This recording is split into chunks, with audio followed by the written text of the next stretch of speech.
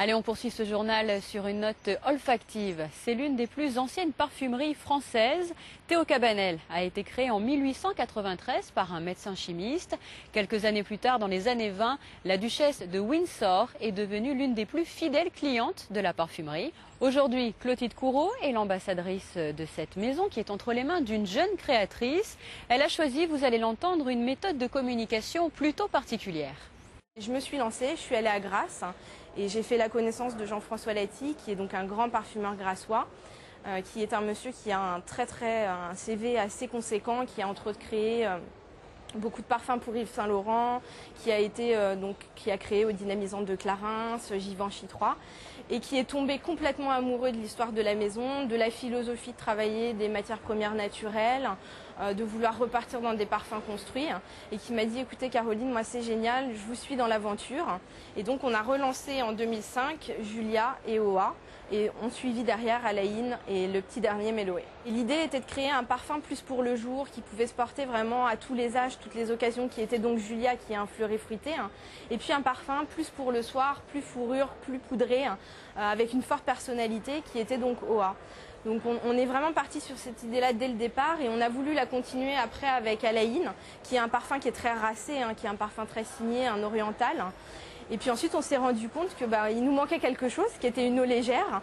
Donc on a lancé en juin Méloé, qui est donc une eau légère, verte et fruitée, parfaite et pour l'été et pour l'hiver.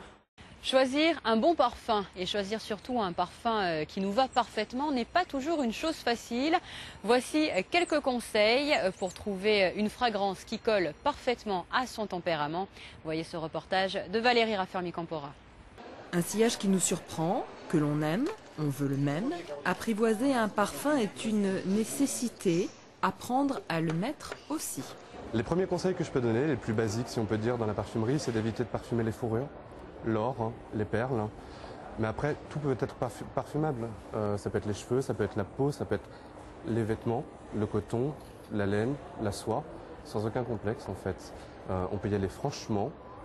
Peu importe le mode de parfumage, la concrète, qui est le premier geste de la parfumerie avant la parfumerie alcoolisée, à mettre sur les points chauds du corps, n'a pas les notes de tête, est beaucoup moins enivrante dès le départ, mais va évoluer, va s'épanouir tout au long de la journée.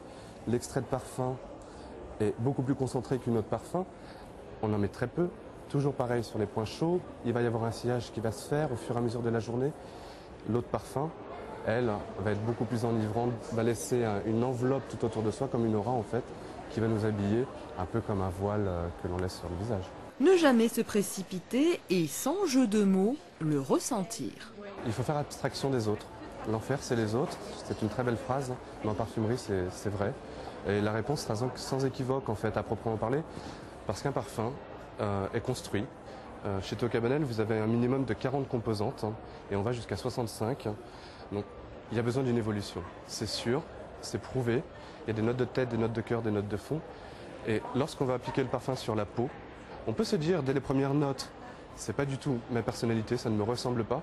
Mais pourtant, passer une demi-heure, une heure, 3/4 d'heure, ou même la journée, on va le ressentir, on va se dire, oh, mais qu'est-ce que c'est? On va être surpris. Il ne faut jamais se laisser emballer. Le parfum, c'est un travail, c'est une décision. C'est de se dire, est-ce que ça me va? C'est ma personnalité, c'est mon style vestimentaire, c'est mon tempérament. Il y a le mari aussi avec qui on vit.